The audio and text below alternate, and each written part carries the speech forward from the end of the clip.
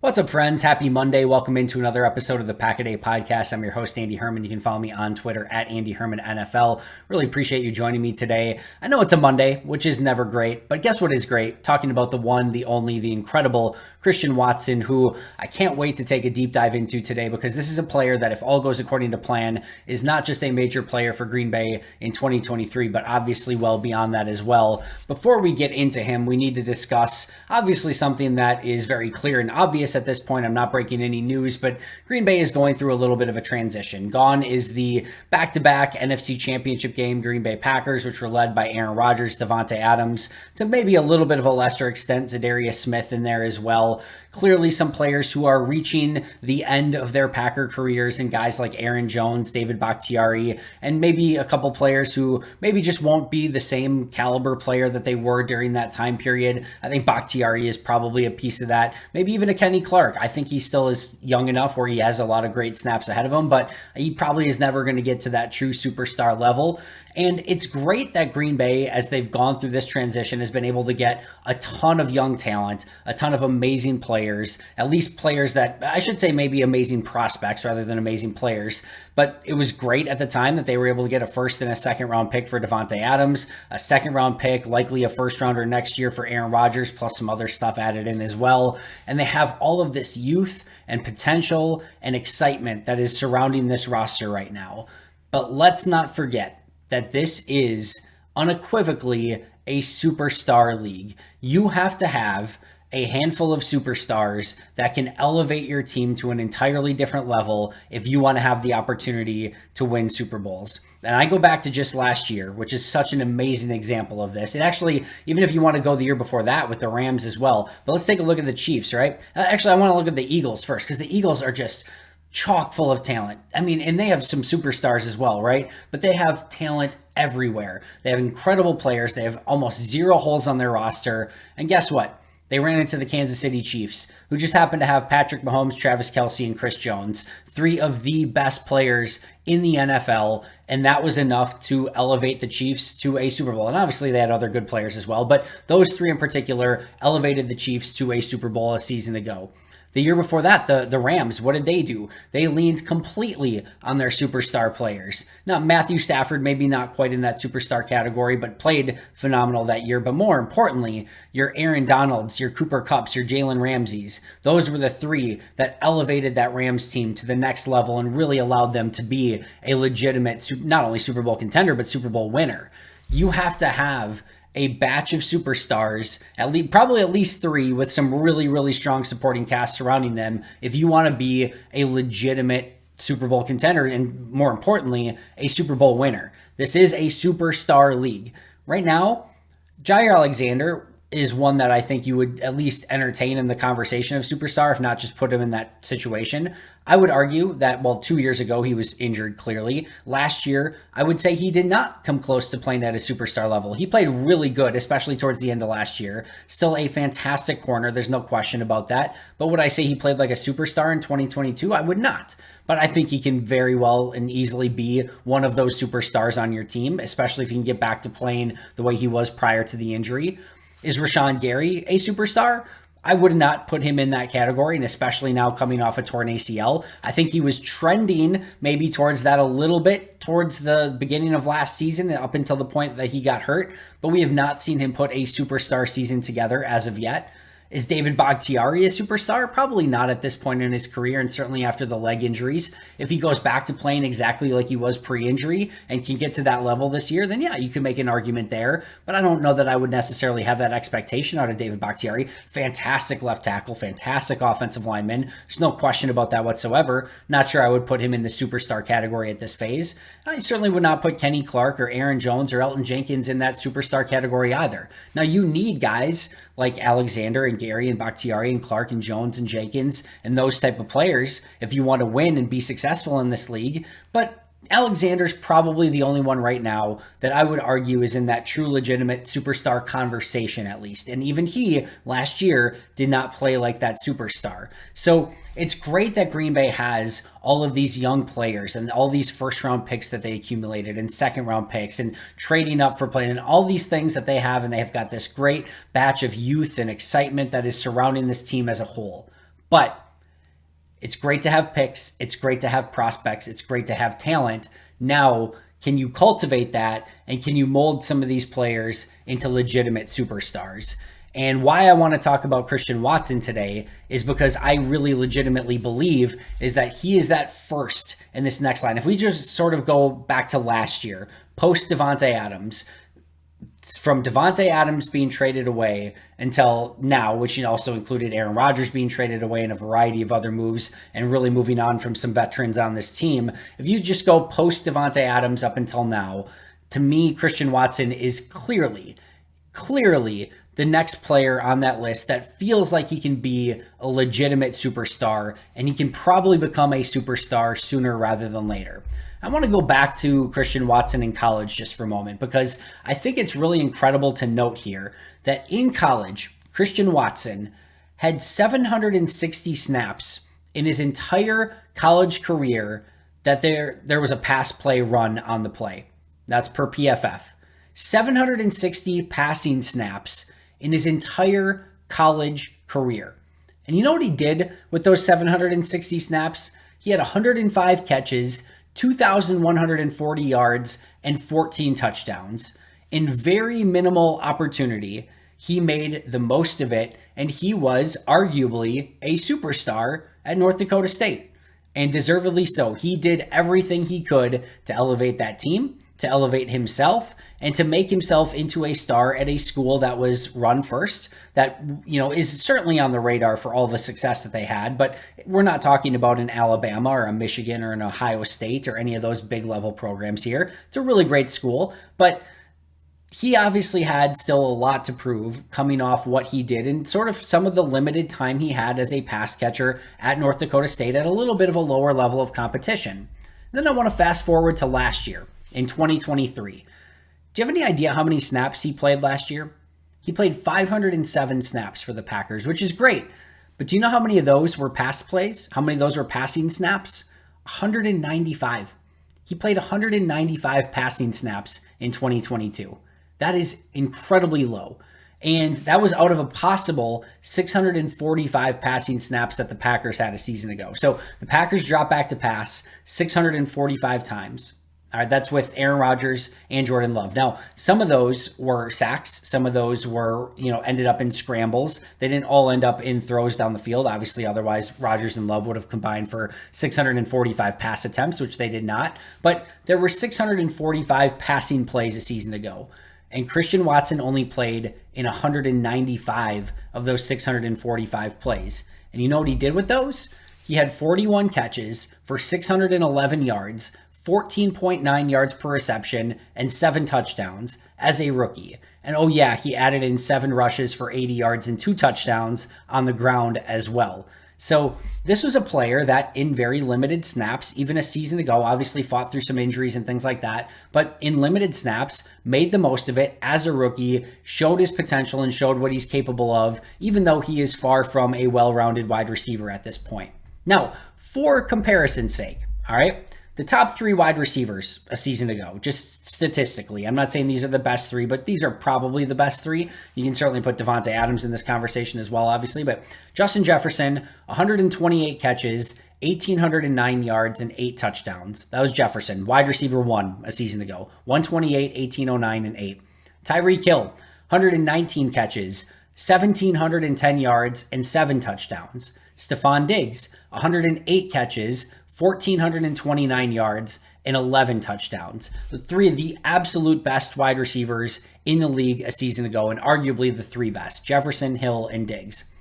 Going back to Watson for just a second, if you take Watson's snaps that he had, 195 snaps that were called passing plays, right?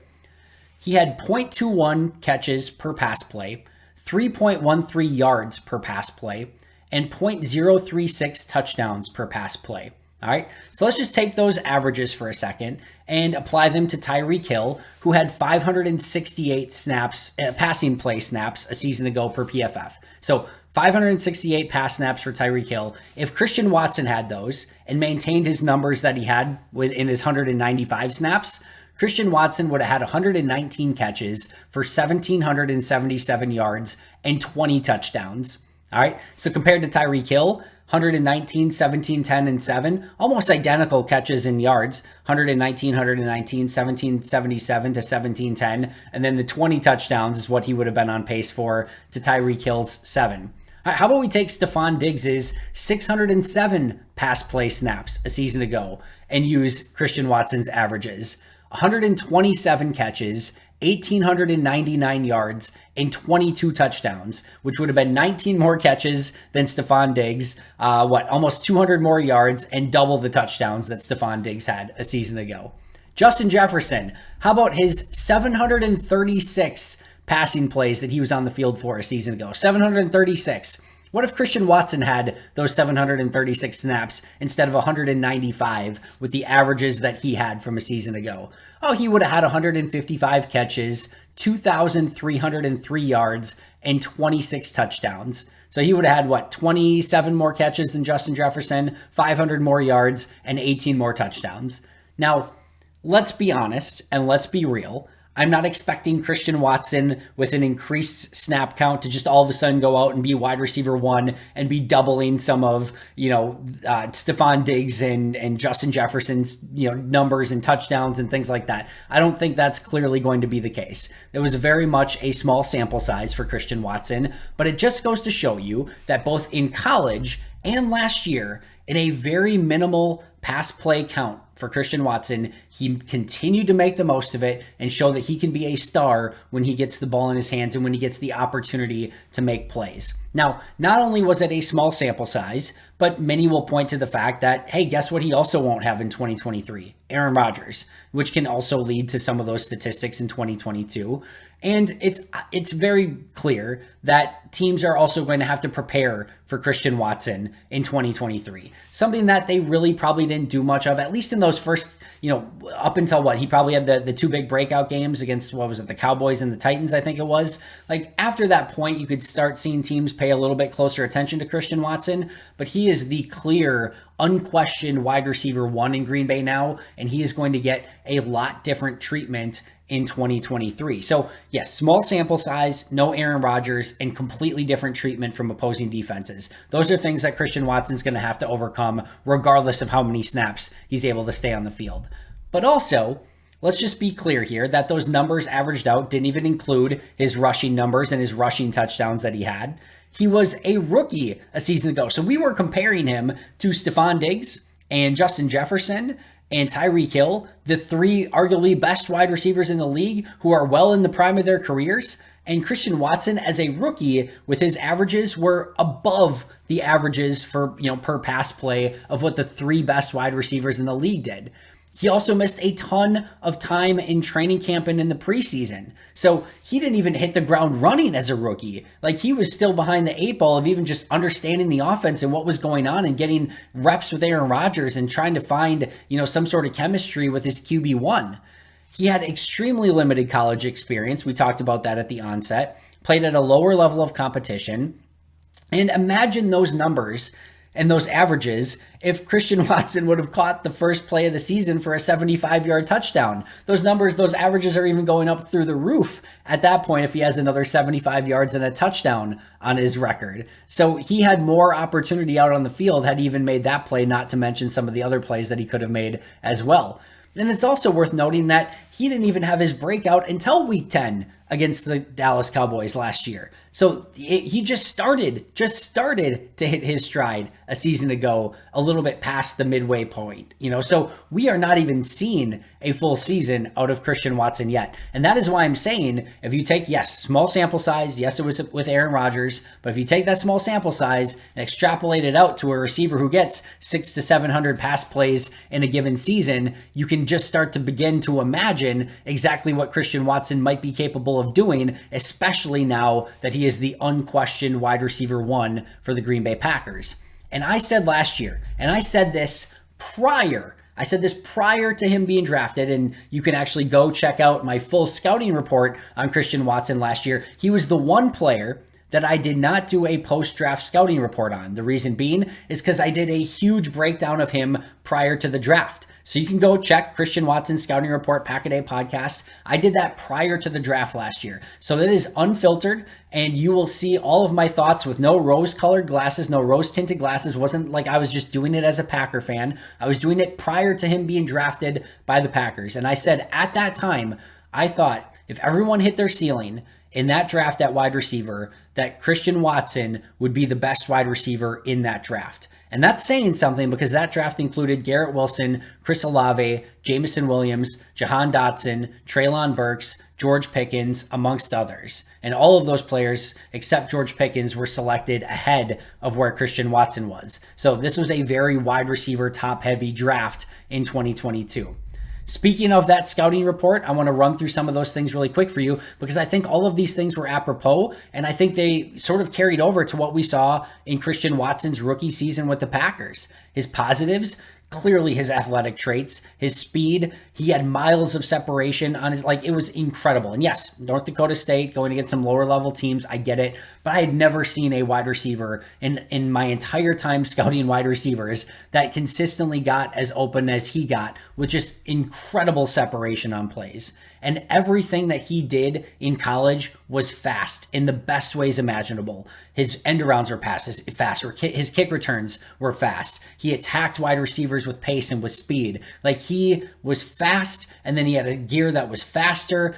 Everything he did, he attacked with pace. He was also incredibly competitive. He was incredibly tough. He worked over the middle. He was a great blocker. He even was used a little bit as a running back. And we saw a lot of those things. We didn't really see him used as a running back, but we certainly saw him used as a runner by getting some end arounds and some handoffs and some passes behind the line of scrimmage that basically used him almost in a running back sort of role. But he was great as a blocker a season ago. He had zero fear working over the middle. That carried over into the NFL. Watch some of the contested catches that he made from his snaps a season ago. He made some incredibly tough. He absorbed a hit from Chauncey Gardner-Johnson against the Eagles. There was I think it was the Titans.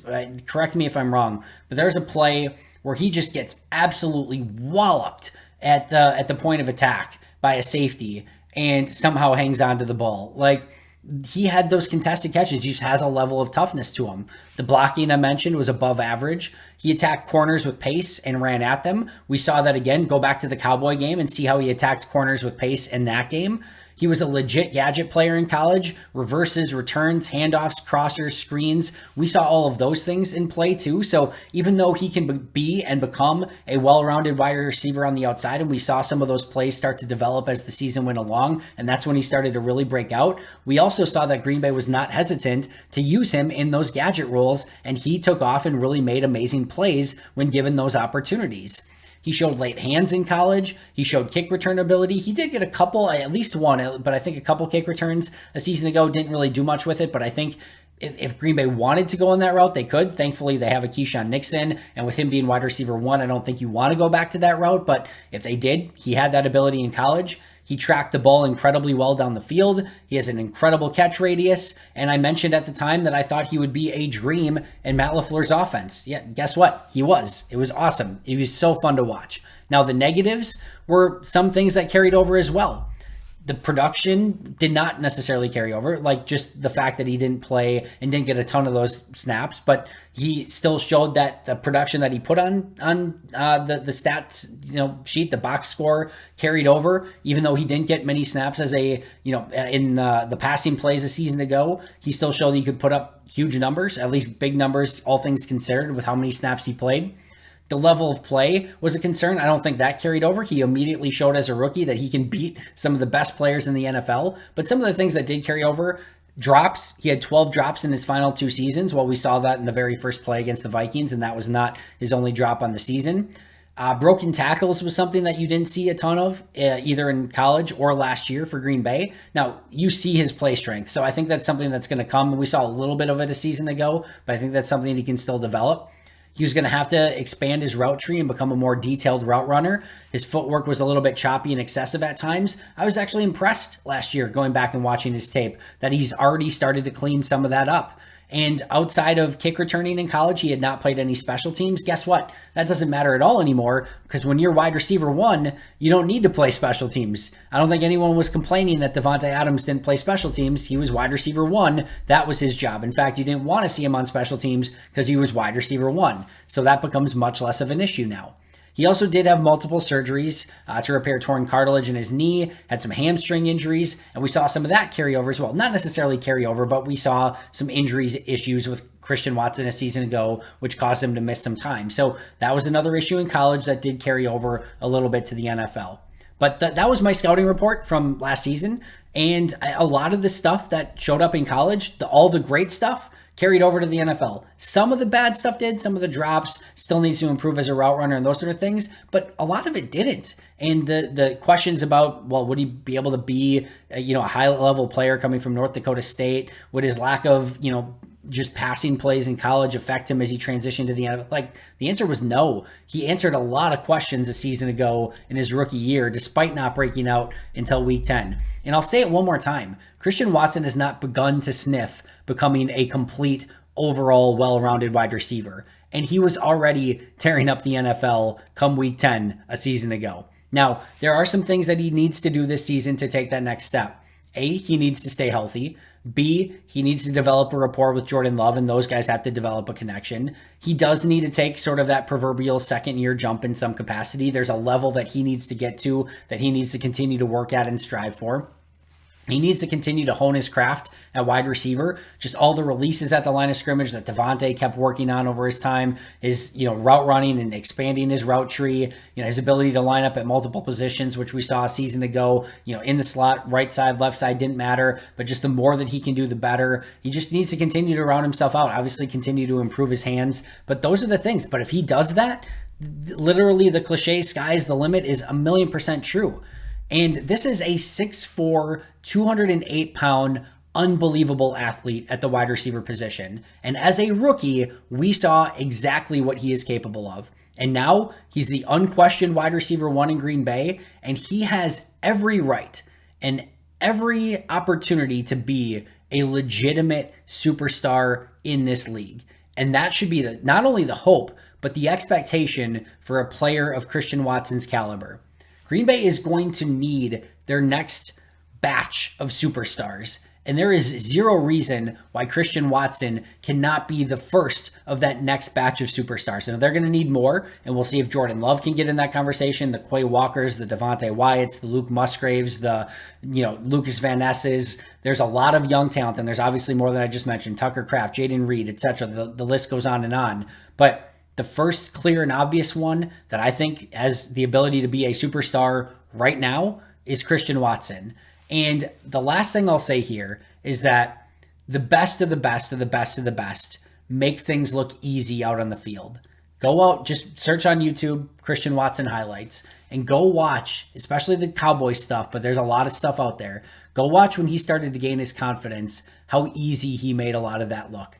Just out jumping, corners in the end zone, just running away from ridiculously fast and good NFL defensive backs. He made things look extremely easy. And that is the sign of a true superstar. And if he's doing that as a rookie with under 200 passing snaps to his name in the NFL, look the heck out. Because if he gets that 600 to 700 snaps and he continues to develop his craft and he takes any sort of year two jump, good luck, NFL cornerbacks. That is not the guy that you are going to want to see across from you. We played out exactly what that could look like. Now, I'm not expecting him to be wide receiver one over Stephon Diggs and Justin Jefferson and Tyreek Hill, but in a few years, there's no reason why Christian Watson cannot be one of the best, if not the best, wide receiver in the NFL. That is the type of talent that he possesses. I don't want to overshoot expectations on anyone. I get that is a lofty goal to put on anyone's shoulders. And I think we would all say if he's a top 10 wide receiver, sign me the heck up right now. But that is the type of talent that Christian Watson is. And I am so excited to see what he is capable of in his second season. Still a ways to go. Job not done, but Green Bay has to find that next wave of superstars, and Christian Watson needs to be the one to lead the way. That's going to do it for me today. Thank you so much for joining me. I'll be right back here tomorrow with an all new episode. But until next time, and as always, go Pack Go.